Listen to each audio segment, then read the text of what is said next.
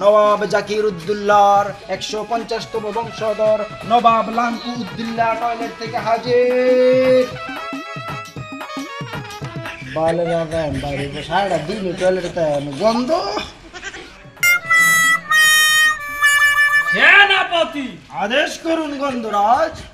আমার রাজ্যের কি হাল, কাটিয়া করেছে খাল, আমার প্রজারা খাবে এখন কি বাল। বাইরেছে গন্ধরাজা, আগে ভালো ছিলাম। গন্ধরাজা বাড়িছে মানে পানি লয় নাই, এই গন্ধের কারণে পুরা রাজ্যের প্রজারা বিরক্ত হয়ে গেছে।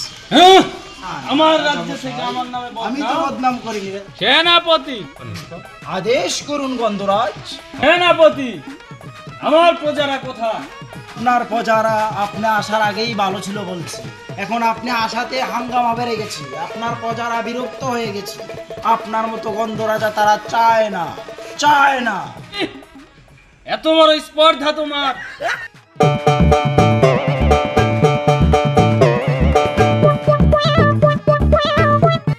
সেনাপতি, জি বলেন গন্ধরাজ।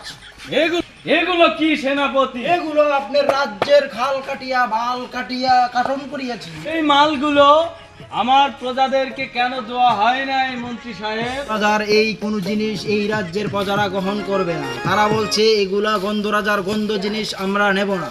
বললাম মন্ত্রী। হ্যাঁ এটাই সত্যি, আপনার রাজ্যের প্রজারা এগুলা নেবে না, বলছে গন্ধরাজার জিনিস থেকে গন্ধ আসে। ওইটা আমি দেখতাছি, খবর দাও আমার ঘোড়াকে।